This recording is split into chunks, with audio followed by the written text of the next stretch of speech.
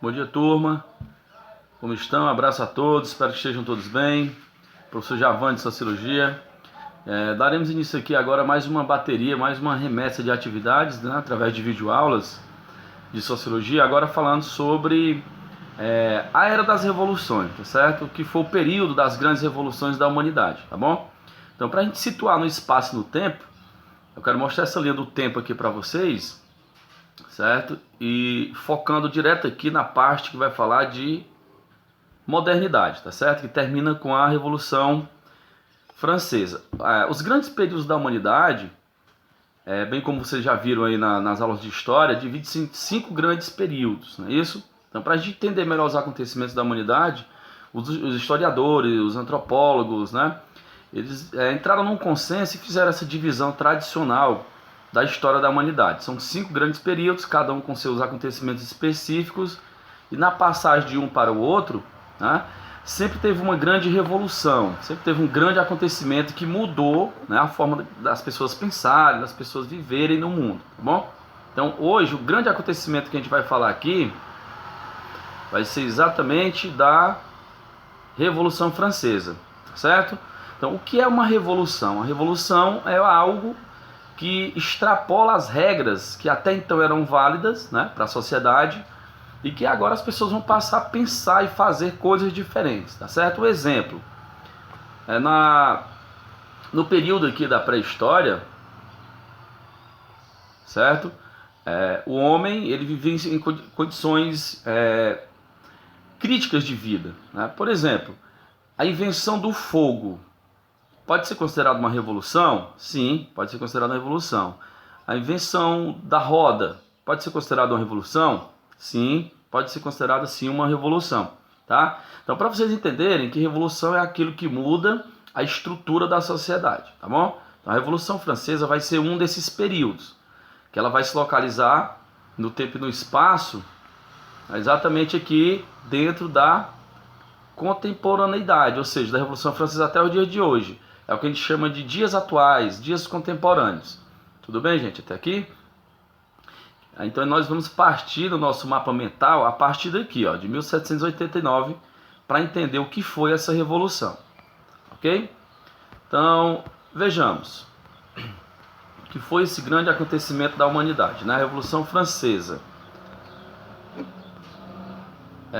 No século XVIII, né, como você está vendo aqui, ó, século XVIII, havia uma estrutura social em que todo mundo acreditava que era ideal, certo? Só que sempre houve também um grupo que queria destruir aquelas estruturas e implantar a sua forma de pensar e a sua forma de viver, tá certo?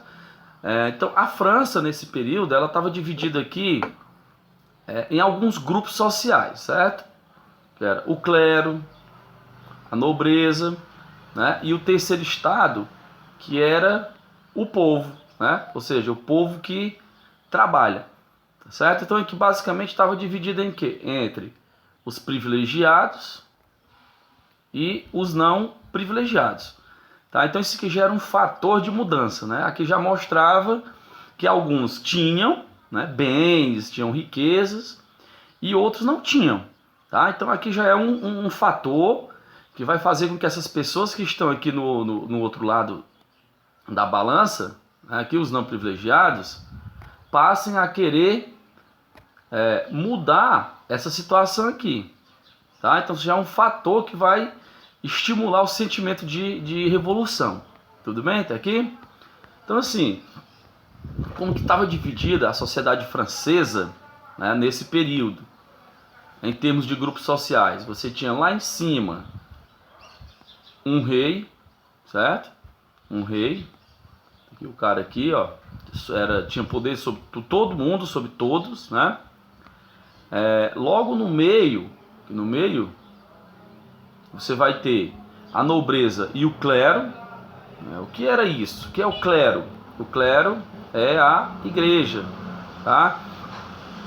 E a nobreza eram aqueles homens mais próximos do que estava mais em cima, no caso do rei. Eram os grandes proprietários de terras, né? Os donos de exército. E essa nobreza prestava serviço ao rei, né? Portanto, eles eram de acordo com essa divisão social, tá? Eles não queriam que isso mudasse, beleza? Então, logo aqui abaixo você tinha quem? O povo. Quem era o povo? Os trabalhadores, né? Eram os ferreiros, eram os artesãos, era o agricultor, era o camponês, os trabalhadores. Então, se você analisar aqui, tinha mais gente em cima ou embaixo dessa pirâmide? Observa só. Então, você vai analisar aqui que na base da pirâmide, a parte mais larga, é aqui que vai estar a maior quantidade de pessoas, certo? Que eram os menos favorecidos. Tudo bem? Então, a partir dessa divisão aqui, vai gerar um sentimento de mudança na França. Qual era esse sentimento? Tirar esse rei daqui, dessa posição dele, acabar, né, com os privilégios dessa classe e acabar com os privilégios dessa classe, tá? Sendo que o poder deveria estar nas mãos dessas pessoas, ó, certo? Só que de fato não foi isso que ocorreu, porque essa mudança, a Revolução Francesa, na verdade, ela vai ser uma revolução burguesa, né? Apesar de alguns poucos populares terem participado, mas na verdade a revolução ela vai ser feita por homens muito ricos, né? Que eles achavam que esses aqui que estão em cima, o rei, o clero e a nobreza, eles achavam que eles tinham muitos privilégios.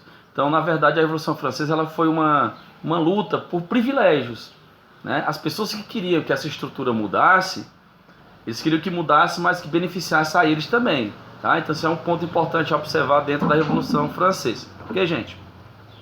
Então, para vocês entenderem aqui, ó, a idade contemporânea, que tem início com a Revolução Francesa, ela vai estar dividida aqui, ó, lá em cima, 1% era o Estado e o clero, tá? Para você entender aqui, ó, como era desigual. 2% você vai ter o segundo estado, que era a nobreza. Então, observe que havia uma grande desigualdade, né? E aqui, 97%, você vai ver que era o quê? Os camponeses, né, ó, que pagavam altíssimos impostos ao governo, né? E essa classe, esse terceiro estado, burguesia mais camponeses e os sans-culottes, né? Daqui a pouco a gente vê mais detalhadamente o que é. Eles tinham algumas obrigações ao rei, né? E às outras classes que estavam acima deles. Então a revolução ela vai ser feita por quem?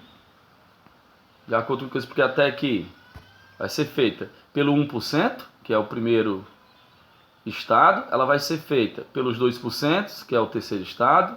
Ou ela vai ser feita pelos 97%, que é o terceiro estado. Quem que vai fazer essa revolução? O desejo é de quem? Tá? Ah, professor, pelo que eu entendi até agora na explicação, vai ser feita pelos 97%, pelo terceiro estado. Exatamente. Porque eu havia falado agora há pouco que foi uma revolução burguesa, tá? Então é a união da burguesia com os poucos camponeses que vão fazer essa revolução, mudar a estrutura da dinâmica e da pirâmide social francesa nesse período. Tudo bem? Tá aqui, gente? Então vamos lá. Alguns conceitos básicos para entender a Revolução Francesa, tá? Precisaremos entender o que foi o diretório, tá? O que foi a Assembleia Geral e principalmente aqui, ó, o que foi a queda da Bastilha, tá bom? Então são fatores preponderantes para que essa revolução viesse a ocorrer. Tá? Não vou explicar cada detalhe desse aqui, porque você vai ter tempo para estar vendo o vídeo, fazendo outras consultas na internet, e para o vídeo também não se tornar tão extenso. Tá? Então você faz uma leitura aqui de cada ponto que eu estou discriminando aqui nesse slide, certo? Até você entender os motivos reais dessa revolução. E principalmente aqui, ó, os ideais iluministas. Inclusive a nossa atividade da aula de hoje vai ser relacionada a esses pontos aqui. Ok? Então, para vocês entenderem basicamente o que foi essa revolução e como que ela estava dividida, tá certo? Aí voltando um pouco aqui na questão da periodização histórica, quero mostrar mais aqui para vocês, ó. No período da Revolução Francesa, o que foi que mudou? Por que é considerado uma revolução, certo? Então vejamos, a Revolução Francesa ela vai coincidir com o pensamento iluminista e com o surgimento do capitalismo, tá? Então a classe burguesa, a própria palavra burguesa vem de burgo, né? Lá da Idade Média, os burgos, as pequenas cidades, que era onde circulava o dinheiro, onde circulavam as mercadorias. Por isso o surgimento de uma nova classe, a burguesia, ou seja, os ricos. Até hoje ainda é assim discriminado. O burguês é aquele que tem os meios de produção, os donos das fábricas, dos bancos, os donos dos meios onde o dinheiro é produzido, certo? Só que o burguês, ele precisa de uma classe trabalhadora, ele precisa de pessoas que trabalhem nas suas montadoras de automóveis, de pessoas que trabalhem nas suas indústrias, tá certo? Então, o burguês é aquele indivíduo que tem o meio da produção, aí ele precisa de uma mão de obra, no caso o povo, o trabalhador. Tá certo, gente? Então, basicamente, a Revolução Francesa vai ser exatamente esses pontos que nós já colocamos aqui, tá bom? Então, eu vou mostrar para vocês agora uma breve atividade que vocês deverão fazer, ok? Então, tem aqui, a primeira questão, você vai explicar como a sociedade francesa estava dividida, ou seja, como ela estava organizada socialmente, que classes sociais existiam, né? Que classes sociais existiam antes da Revolução. A segunda questão, você vai realizar uma breve consulta aí na internet sobre a influência dos ideais revolucionários franceses na história do Brasil. Tá? Importante que vocês... na história do Brasil, o que a Revolução Francesa tem a ver, né, com a história do Brasil. Tá? E a terceira questão, você vai explicar o que foi o Diretório, você vai explicar o que foi a queda da Bastilha, você vai explicar o que foi a Assembleia Nacional, que são fatores preponderantes para vocês entenderem o que foi essa revolução. Tá ok, gente? Então, em breve, colocarei aqui o vídeo no canal da escola, tá? Para vocês analisarem. Eu vou colocar também o link lá no grupo da sala. E qualquer dúvida, a gente vai estar tirando essas dúvidas no PV. Tá bom, gente? Então, abraço, bom dia e bons estudos e até a próxima aula.